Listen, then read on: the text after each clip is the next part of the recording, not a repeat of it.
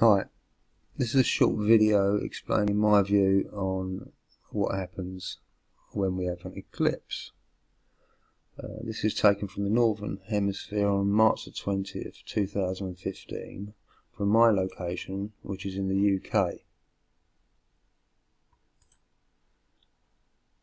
8 o'clock in the morning in the UK, the eclipse has started, and from our view it looks as if the sun is being covered by the moon from the right hand side, and then the moon travels from west to east across the sun, whilst the sun's moving from east to west, and then the sun appears on the right hand side after the eclipse.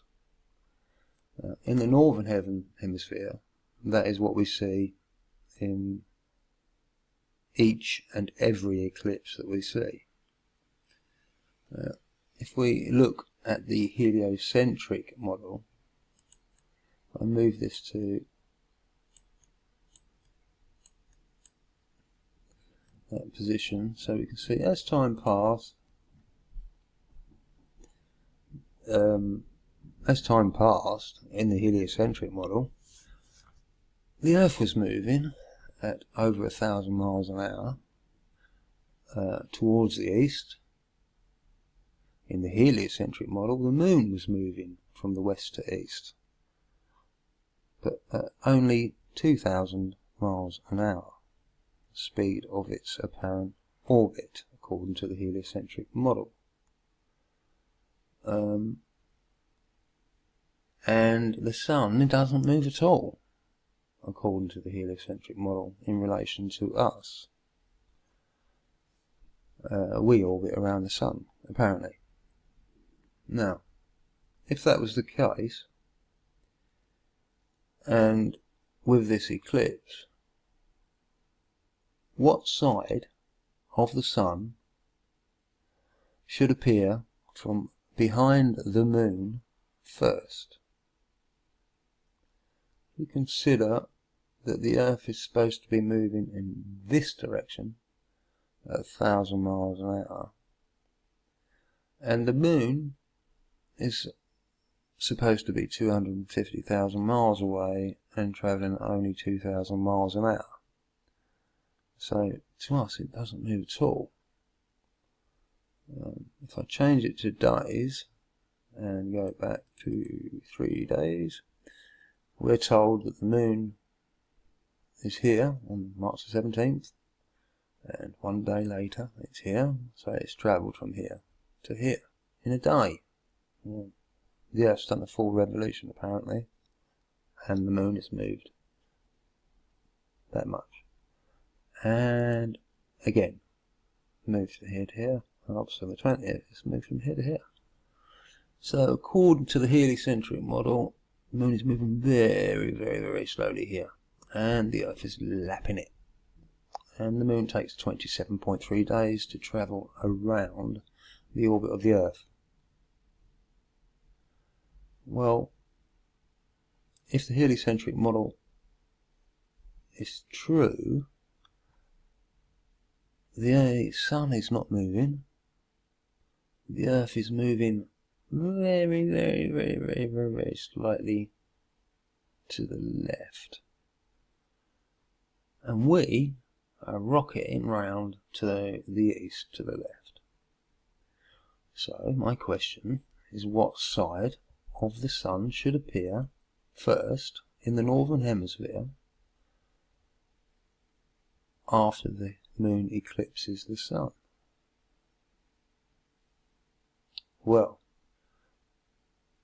we know by looking in reality that it's the right hand side that appears. But if the heliocentric model is correct, I'm arguing the left hand side should appear first, due to the fact that if we don't change the time and we move the location east, which is in the same direction that we would be moving the Earth, which is moving much faster than the sun, we should get a visualization of what that effect should be in a heliocentric model. So I'm going to move to the east a bit. We're going to have a look where the sun is, and the sun has moved to the left after the eclipse, which is the opposite to what we see in reality. I'll just go back to where I was before, to my location. So go back in time.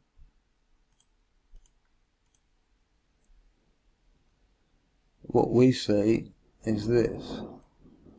Oh shit.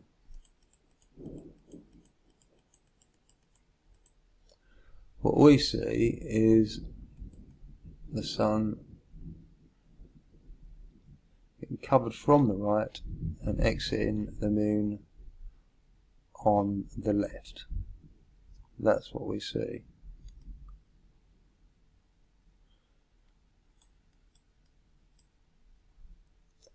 But in the heliocentric model, we should see the Earth spinning to the east. The moon, the sun's still, the moon's not moving to the east hardly at all in comparison to the speed we're moving. And we should see this side of the sun, which is proven by just moving to the east, checking out where the sun is, and we can see the sun has moved to the left. Well, the sun hasn't moved to the left, but because the Earth is spun, and that's simulating the Earth spinning to the left, and that's what we would see. But obviously, in reality, we don't see that. We don't see that at all. What we see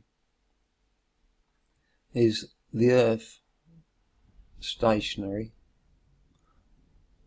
the cosmos spinning around anti-clockwise in the northern hemisphere, the sun travelling to the west, the moon travelling to the west, and rather like this.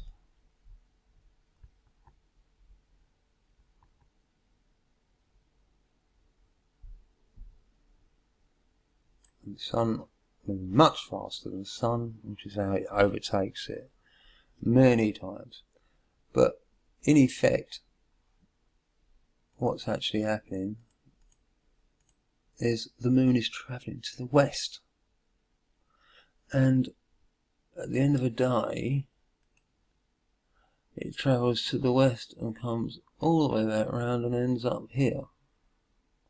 So it's doing that much short of an orbit, if you like, every day.